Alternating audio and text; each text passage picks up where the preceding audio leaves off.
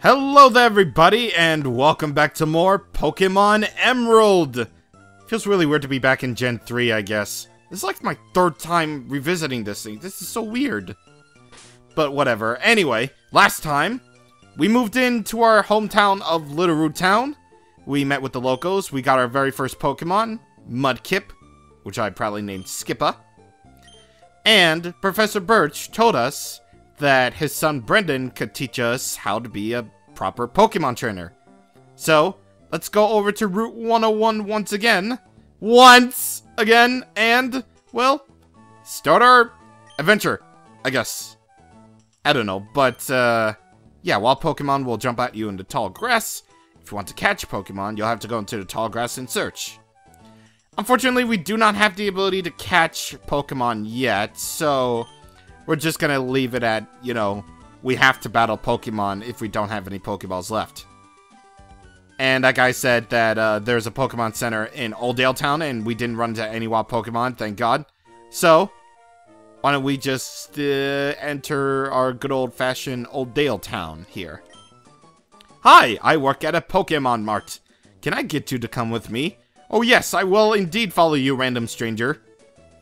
This is a Pokemon Mart. Just look out for our blue roof. We sell a variety of goods, including Pokeballs for catching Pokemon.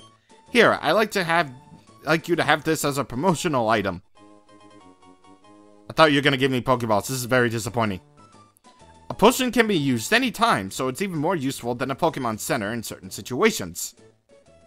Yes, but does it heal PP though? No, it doesn't. It does not. By the way, guys, this is a Pokemart. We had to look out for these, and they're not just, you know, part of a Pokemon Center. Oh, the old days. Okay, the old days. But, let's go around Oldale Town, explore a little bit. Basically, these guys will basically spew out tutorials, like, when Pokemon battle, they get experience, and when they get enough experience, they will level up. And in some Pokemon's cases, they will change into other Pokemon, which is called evolution. So, yeah, that's a good one. We haven't even gained a level yet, and I just explained it. When a Pokemon battle starts, the one at the left of the list goes out first. So when you get more Pokemon into your party, try switching around the order of your Pokemon. It could give you an advantage. Yes, so Pokemon trainers are only allowed to carry up to 6 Pokemon. And the one on the left will always be the one that will go out first. So, yeah. I just discovered the footprints of a rare Pokemon! Wait until I finish sketching them, okay? No, I could just jump over that. Ah, wait! Please don't come in here!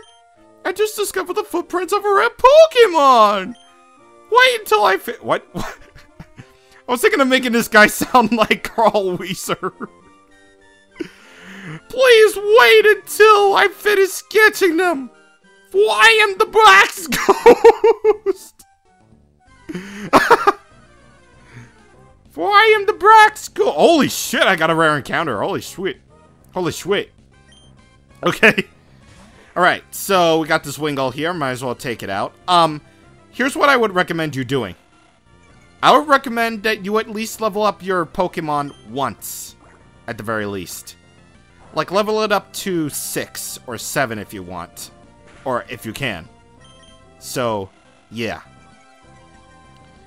But either way, I said I would go over more Pokemon mechanics as I would go along, and I will do so after I kill this Wingull. Because this Wingull only has Water Gun, and that's not going to work against me, in a sense, because I am the same type. I am the water type as well. So yeah, if you couldn't basically tell, Pokemon has always been sort of a rock, paper, scissors type RPG. Where you have to guess which Pokemon are weak to what. Like, water is, you know, strong against fire, rock, all that stuff.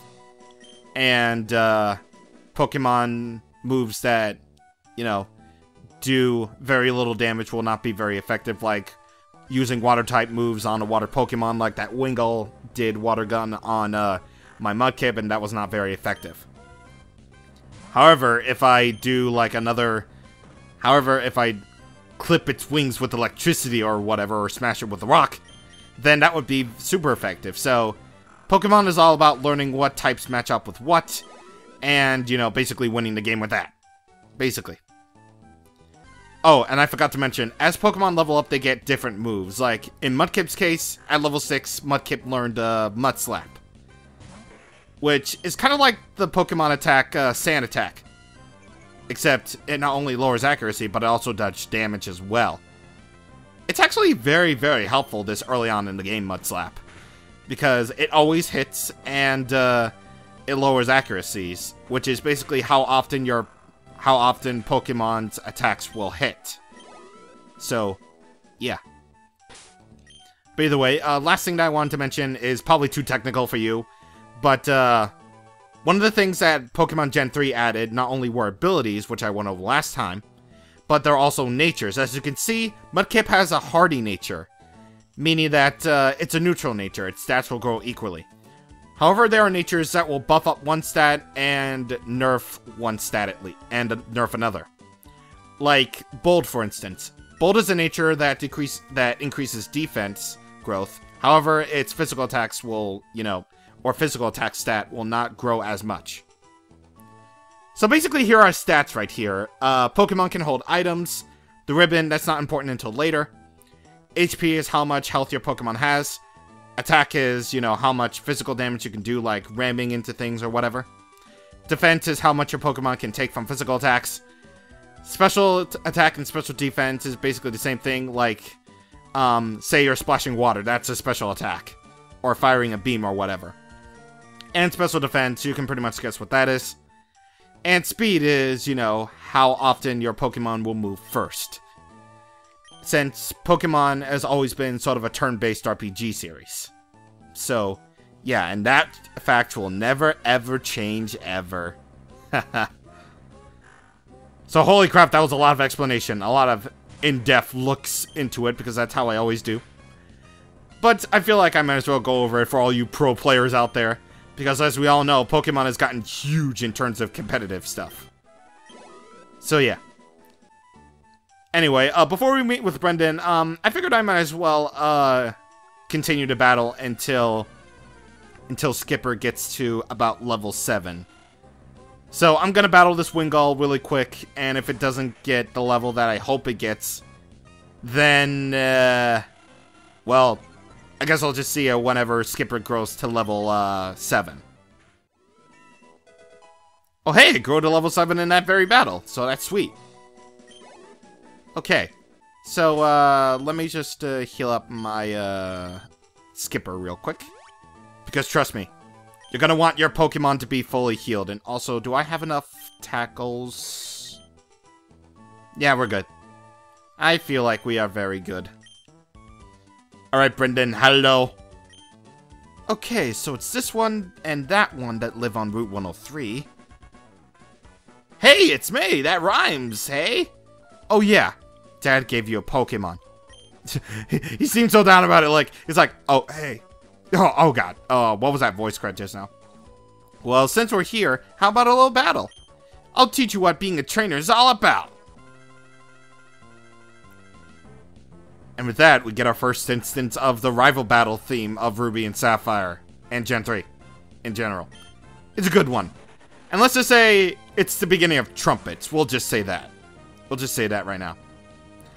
So anyway, as typical of the rivals in any given Pokemon game, your rival will always have the starter that your Pokemon is weak against. In my case, he's got Trico. It's going to be level 5, obviously. It's grass type, it's got overgrowth for its ability, and it has Pound and Leer. In Torchic's case, it'll have Scratch and Growl, I believe. Be at level 5, fire type Blaze for its ability. And Mudkip, well, you can basically tell what it has.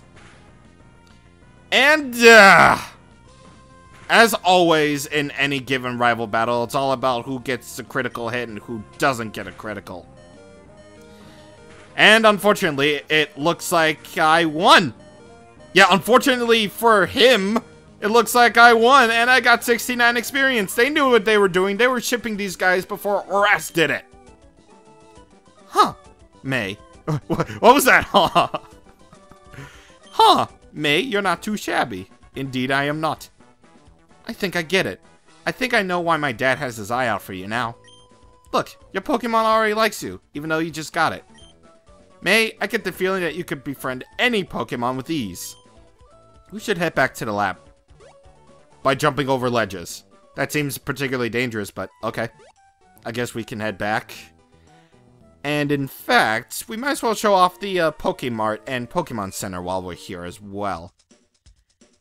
So of course, this is the Pokemart. You can get your bundle of items here, like potions, and items that can heal up status conditions. We're not going to go over them until, you know, when we actually get them. But just so you know that Pokemon can be poisoned, paralyzed, or put to sleep. Here we have the Pokemon Center, which I'm going to use immediately to heal up my Pokemon here because they got hurt. Thank you, Pound, for doing that critical hit to me, jeez. Maybe that's why Trico is badass. That PC in the corner is for any Pokemon trainer to use. Naturally, it means you're welcome to use it too. Yes, so here we have the PC. So, just like May's PC, well, it has the setting May's PC, meaning that you can store your items here, because, once again, item storage is very limited and not unlimited. And we can also access someone's PC, which means you can basically put away your Pokemon into the PC.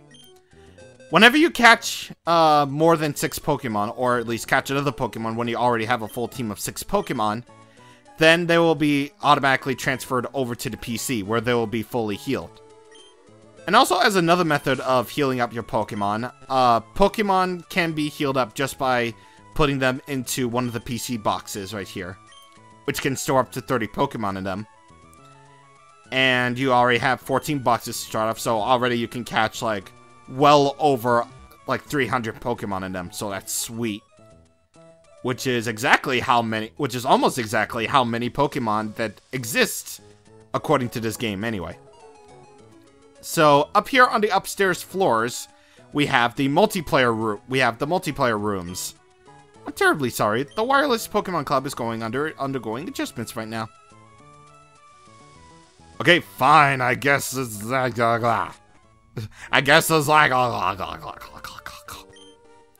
I'm heading back to my dad's lab now. May, you should hustle back too. Man, if only we could hustle. If only that ability existed. Ah, whatever. At least Route 101 is not really that short. And don't worry, there aren't actually over 100 routes in Pokemon at this point. That's just a naming convention that has been ever present in Generation 3 and 4.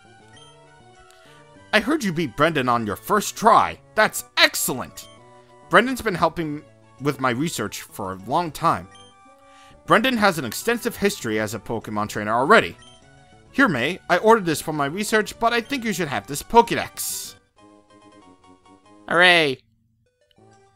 The Pokédex is a high-tech tool that automatically makes a record of any Pokemon you meet or catch. My kid, Brendan, goes everywhere with it.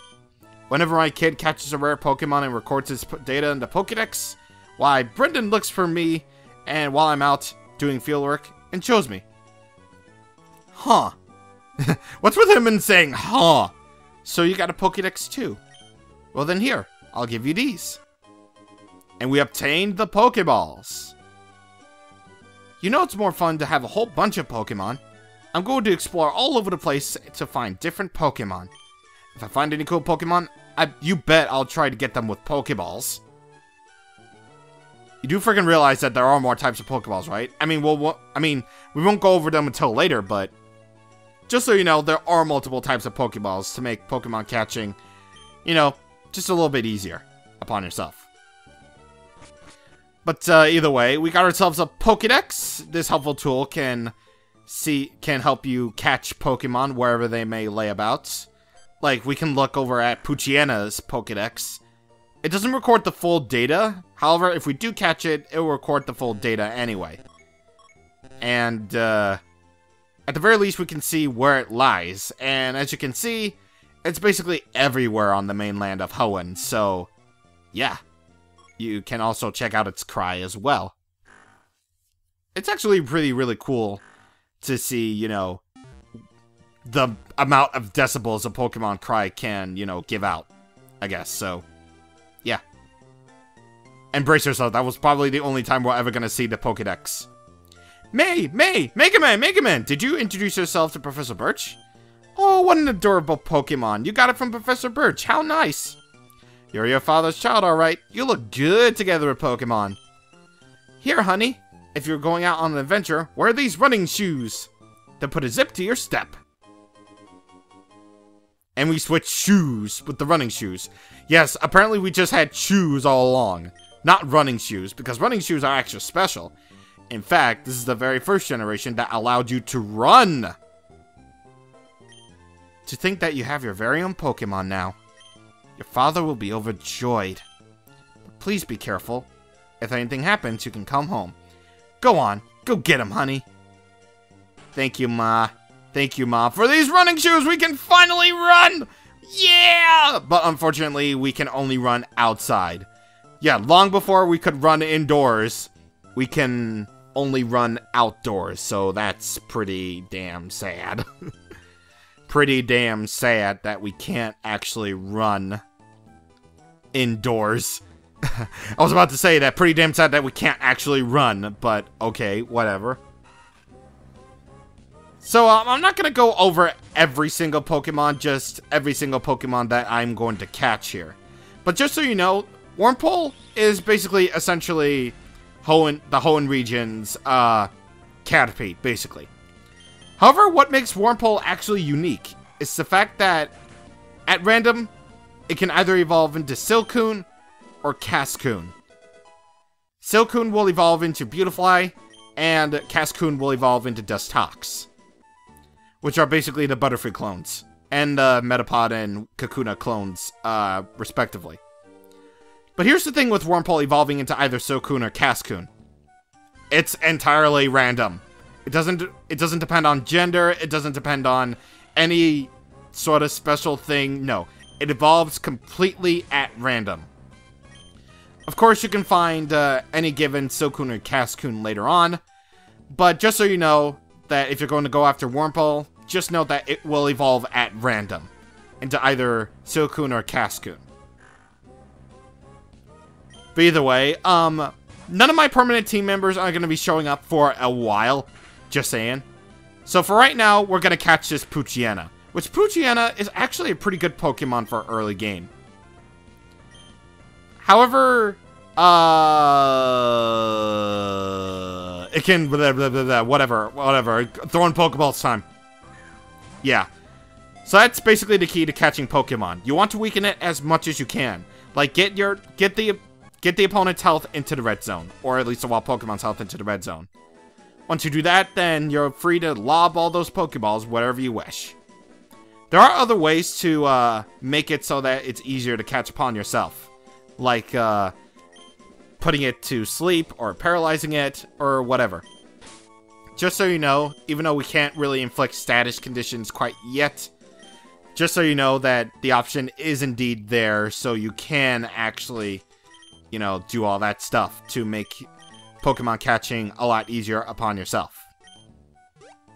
So anyway, we got ourselves a Poochyena. Again, very good Pokemon for early game, as it is a Dark type, and your very first instance of a Dark type. However, Dark type isn't really a good type offensively in this generation, because Dark types are kind of as special types in this game, so yeah, unfortunately that's gonna have to be a thing for you for quite a while if you're planning on raising a Dark type like Poochyena. But either way, the other Pokemon you can find here are Wingull, Zigzagoon, and all that other good stuff. And that's an example of Poochyena's ability, Run Away. It can easily make it so that you can escape from wild Pokemon battles no matter what.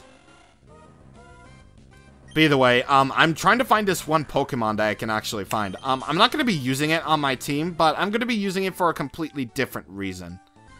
And I would actually highly recommend that you go on Route 103 to catch early Pokemon before you head off to the other route that's west of Oldale Town.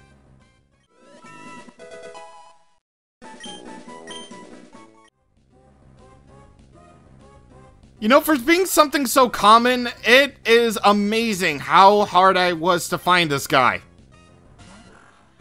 By the way, yeah, my Poochie is now at 1 HP. So I'm gonna switch him out immediately. I've been using something called switch training, by the way, to make it so that, that's actually the other thing about experience, actually. Experience is shared among Pokemon. Based upon how many Pokemon are present in the battle, they will get, like, either half of the experience, third of the experience, fourth of the experience, whatever. So either way, I'm here to catch a Zigzagoon.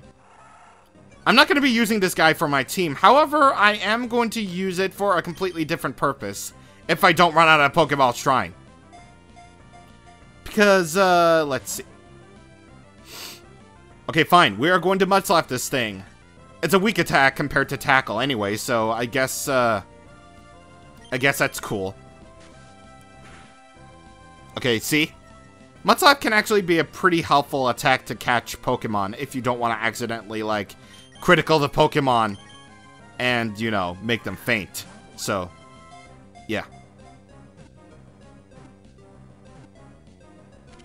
Also, that was completely the hardest time ever that I had to catch an early game Pokemon. I have never had any early game Pokemon break out of its Pokeball before in my life. Jeez. Alright, so the reason why I decided to capture a Zigzagoon is the fact that Zigzagoon has a pretty useful ability. Or at least any given Pokemon that has, you know, this useful ability. That ability is called Pickup. It's an ability that can be actually helpful in the overworld. Yes, there are actually also some abilities that can be useful in the overworld as well. And I'm hoping that... Yep, right here. So Pickup sometimes can make it so that the Pokemon that has Pickup can sometimes pick up items after battle. It's a random chance, and they can pick up basically anything from, you know, antidotes to potions or whatever. And the higher level the Pokemon with Pickup is, the better the items gained from Pickup will be. So if you don't if you don't want to use Zigzagoon for your team or any given Pokemon with Pickup for your team, then have them around anyway. Because they can pick up some pretty useful They can pick up some pretty useful Pokemon such as Wingull. No, they can pick up some pretty useful items. Jeez. That's totally what I meant to say. By the way, this guy. What are you doing now? I finished sketching the footprints of a rare Pokemon. Turned out they're only my footprints. They were the footprints of the Black's Ghost! Now, whatever. But either way, we have done a lot. Because this is full coverage, baby. I'm planning on going over whatever I can, and since this is an RPG, it is going to take a while. So, we met with Brandon, we battled him, we won, and we got our second and third Pokemon already. Well, not really secondary. They're just temporary until the real team members show up. So, next time on Pokemon Emerald, we're going out west to find, you know, more adventure. I suppose, if you can count adventure as an awesome thing. I'm standing on flowers and you can't do anything about it.